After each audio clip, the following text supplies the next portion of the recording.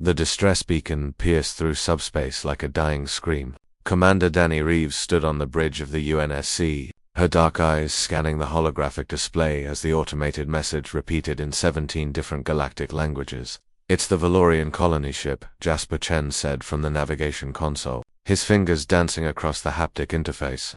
"They're caught between 3 Krathsi hunter fleets. They're requesting immediate assistance from anyone in range." Danny's jaw tightened. The Valorians were a peaceful, species-fragile beings who'd never known warfare until the Krathsi Dominion had begun their expansion. Across the Outer Rim, their exoskeletons couldn't withstand even minor impacts, and their homeworld's gravity was barely a third of Earth's. "How many ships are we talking about?" she asked. 27 Krathsi dreadnoughts, Jasper replied, his voice steady despite the odds. "Plus support craft. They've got the Valorian ship boxed in near the Thatanai Nebula."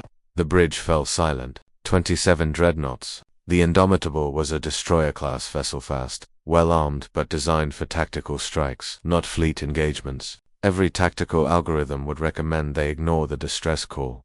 Danny had never been good at following algorithms. "All hands, battle stations," she commanded. "Jasper, plot a jump course. We're going in." "Sir, the odds are irrelevant," Danny cut him off, but her voice wasn't harsh. "We're humans, Jasper. We don't abandon people who need help."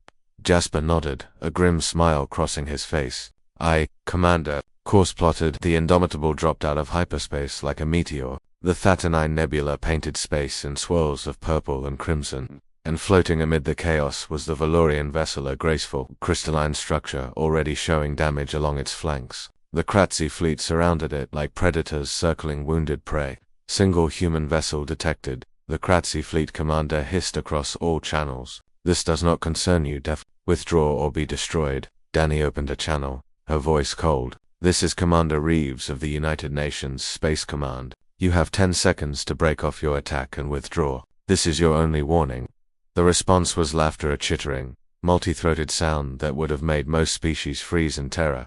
10 seconds, the Krathsi commander mocked. "You face the might of 3 hunter fleets with a single ship. What can you possibly?" Jasper didn't wait for Danny's order. He knew her too well. His fingers flew across the weapons console, and the Indomitable unleashed hell. The first volley of railgun rounds crossed the distance at a fraction of light speed. The Krathsi shields, designed to disperse energy weapons, might as well have been tissue paper. Tungsten penetrators ripped through 3 dreadnoughts before their crews even registered the attack. The ships split apart in silent explosions of atmosphere and frozen debris. "Evasive pattern Delta 7, Danny ordered. "Target their command ship." The Indomitable moved like a boxer, all controlled aggression and practiced precision. Jasper pushed the engines beyond their rated capacity, the ship dodging plasma torrents that would have vaporized most vessels. Earth's crushing gravity had given humans bones and muscles far denser than any other known species. The G-forces that would have liquefied a Krathsi warrior barely made Danny and her crew strain against their harnesses. "Missile lock," called out the weapons officer. "Countermeasures," Jasper snapped, deploying a cloud of chaff and launching interceptor drones. The Krathsi had fought hundreds of species across thousands of worlds. They had never encountered anything like humans. Ships that should have been torn apart by their maneuvers kept fighting. Weapons that seemed primitive, kinetic instead of plasma, chemical instead of antimatter, carved through their formations with devastating efficiency.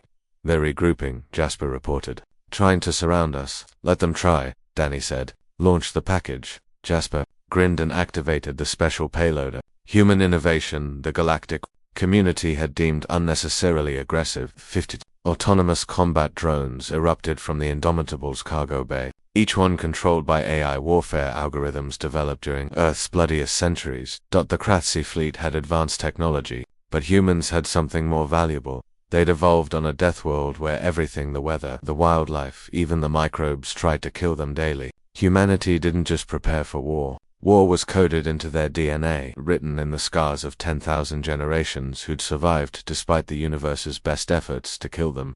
Within 20 minutes, the Krathsi fleet was broken, 12 ships destroyed, 8 crippled, the rest fleeing in disarray. The Indomitable hung in space, scarred but unbroken, as the Valorian ship broadcast its gratitude in trembling harmonics. Commander Reeves, the Valorian captain's voice, was filled with awe. You came? One ship, against an entire fleet. We did not think anyone would answer." Danny's expression softened. "That's what Deathworlders do, Captain. We answer when others call."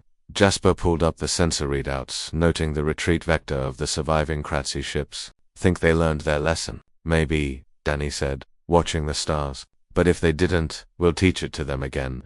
Throughout the galaxy, the recording of the battle spread like wildfire. The footage of a single human destroyer shattering 3 hunter fleets became legend. Other aggressive species suddenly reconsidered their expansion plans. Peaceful races found new hope. And the Kratzy. They added a new entry to their tactical databases, highlighted in warning red: humans, approach with extreme caution. Deathworld species, do not engage unless absolutely necessary. They will come when called. They will fight when outnumbered. They do not surrender.